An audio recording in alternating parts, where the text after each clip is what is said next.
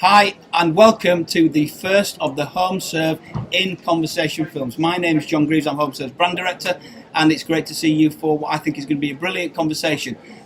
Joining me in the conversation today, we have Martin Bennett, who's the Chief Executive of Home Serve Membership. Martin, great to see you. Good afternoon, John. And also Keith Harrison, who is the editor of the Express and Star newspaper. Great, Keith, great to have you here with us today. Hi, John.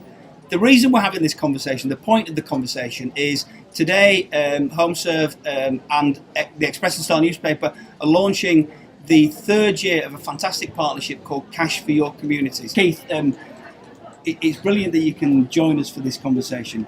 You came to us 3 years ago now and said that you were thinking about this thing, Cash for Your Communities, and would we be interested in partnering with you on it? What was your kind of inspiration in coming up with the idea in the first place? What made you want to do it?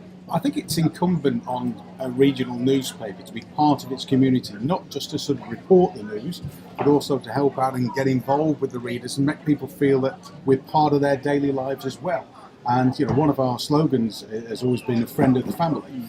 And I think in this case, it is being a friend to community groups and to get involved and have a positive impact in people's lives. One of the great things about Cash for Your Community is that it does exactly what it says on the tin. It is cash for your community, and the beauty of in this case is that it's not our cash; it's somebody else's cash. So thank you very much for that as well. One of the big things around this is just so focused and targeted, and I think because the Express and Star really take it out there, it touches so many more people than we can ever get to just within our business here in Walsall. Even though we've got a lot of people here and we're getting involved in a lot, it's just it could never be as big as this single thing is. Last year there were over 100 groups who benefited from it. Well, with our programs, we couldn't reach that many people. So this gives us a great way to effectively reach lots of community groups really quickly and effectively, and gets our people involved as well. The mechanics are really simple. I mean, you get tokens, and depending on how many tokens groups collect, the pot is shared out proportionately. So the more tokens people collect, there is a bigger prize at the top, which is several £1,000s with bonus attached to it. And so we're able to have a big spectrum, a wide spectrum of community initiatives. So it could be something as small as developing a playroom in a nursery, to something big like doing an entire bowls pavilion that we've touched on in the past. How much of a difference do you think this sort of thing makes? Well, I think it makes a huge difference, and just having been involved in my small way in a cricket group, you often think that these small community groups are funded by somebody. And I think one of the big things I've learned over the last 2 years is things that you think would be funded, play groups, sports groups, all of those things, you think, somebody must give them some money to run a cricket club.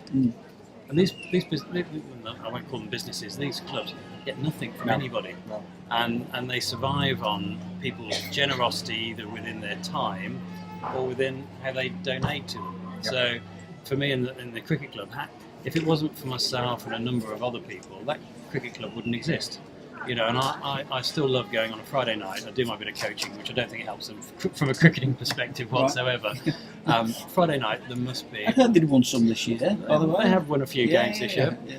But there's like 130 kids there on a Friday night, and you think, if people did not do that, then we wouldn't exist as a club. And then we're very fortunate. We've got a sponsor who sponsors the whole club. Because they sponsor, we can get the coaches to come in. But actually, it wouldn't exist if people didn't give their time for free. And the biggest thing I've learned in the last 2 years from being involved with this, all of these clubs get nothing from anybody. It is their own hard work that makes them successful. So sticking with you for 1 second, Martin, when we've been involved in Cash for Your Community over the past couple of years, what's the one thing that's really stuck out in terms of the groups that have participated? What's the one thing that you would say that's when the magic happens?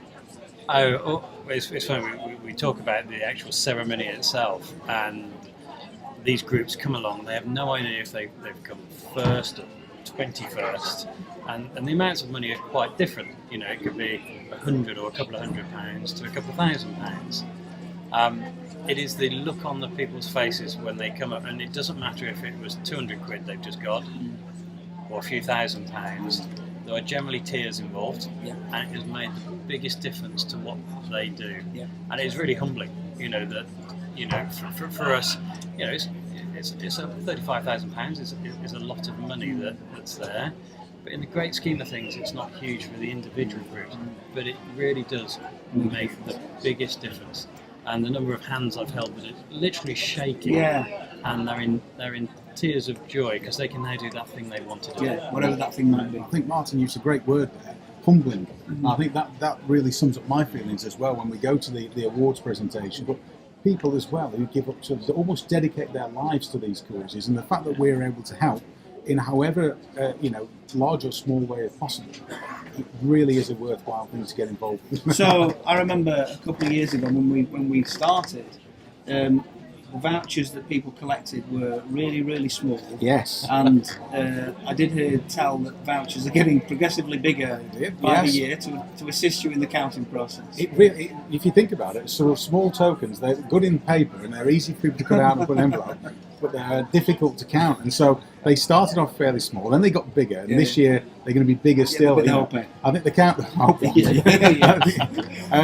counters, if they're their way, they probably have it as a full page. Yes, they'll be smaller, but still big enough for scan. We get sackfuls of these things. You're talking tens of thousands. Tens of thousands of them that come in, and so the more the merrier. It's a happy problem to have. So if you need some willing volunteers to count the vouchers, yes, there are people out there. Yes, if you're watching this and you want to get involved, just give us a call. More than welcome. Fantastic. Great to see you, Keith. Thank you for spending time with us, Martin. Great to see you as always. That's been the first of our In Conversation series. We will be back soon with another episode. Thanks for watching.